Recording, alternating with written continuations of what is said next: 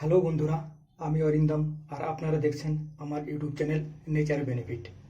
তো বন্ধুরা, আমার নেচার বেনিফিটে আপনাদের স্বাগত জানাই। তো চলুন বন্ধুরা, শুরু করি আজকের ভিডিও। আজ যে গাছটি আমি নিয়ে হাজির হয়েছি আপনাদের সামনে, এই গাছটি আগে আপনারা ভালো করে দেখুন আর চিনে নিন। বন্ধুরা, এই গাছটি হলো ফটকা গাছ।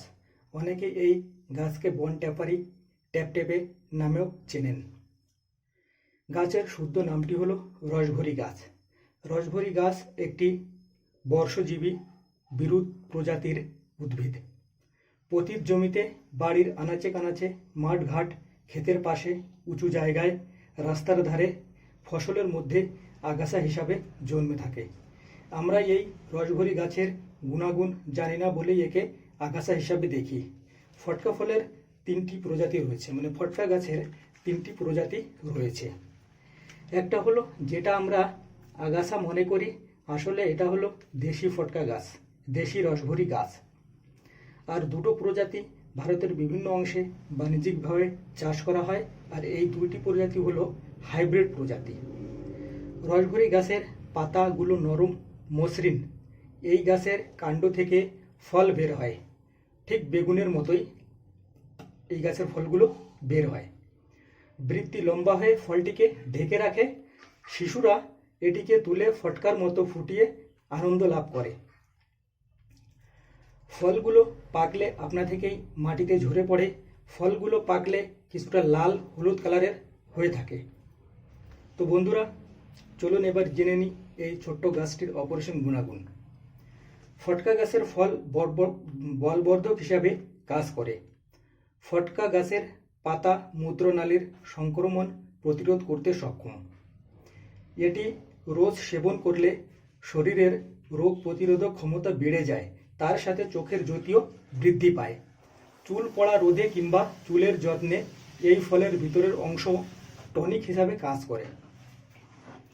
এই রসভরি গাছ আপনার শরীরের কোলেস্টেরল লেভেলকে কম করতে সক্ষম।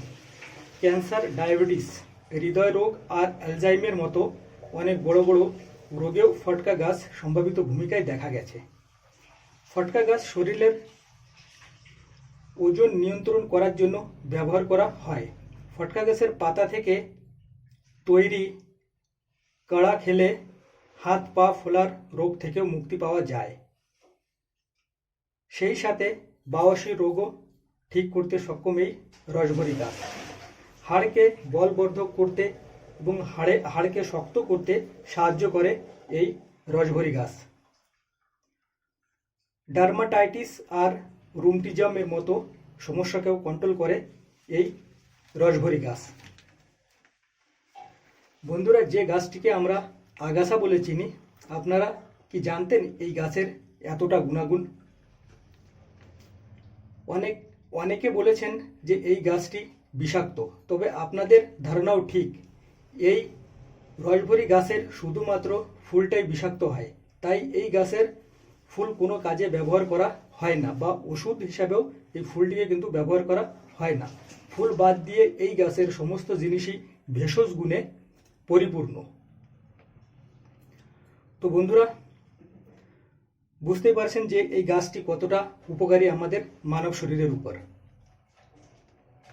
তো বন্ধুরা, এই গাছটি যদি আপনারা কোথাও দেখতে পান, তাহলে আপনারা এই গাছটিকে এনে আপনাদের ছাদে টবে লাগাতে পারেন, এবং এর গুণাগুণ সম্পর্কে যে ধারণাটা আমি আপনাদের দিলাম, এই রোগগুলোর জন্য এই গাছটি কিন্তু ব্যবহার করতে পারেন। তো বন্ধুরা, আজকের ভিডিও এই পর্যন্ত। আমার ভিডিওটি আপনাদের ভালো লাগলে অবশ্যই লাইক, কমেন্ট, শেয়ার করবেন।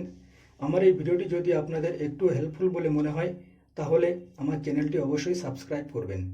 আর বন্ধুরা, এই ভিডিওটি শুধুমাত্র আপনাদের সামান্য জানকারি দেওয়ার জন্য করা হলো।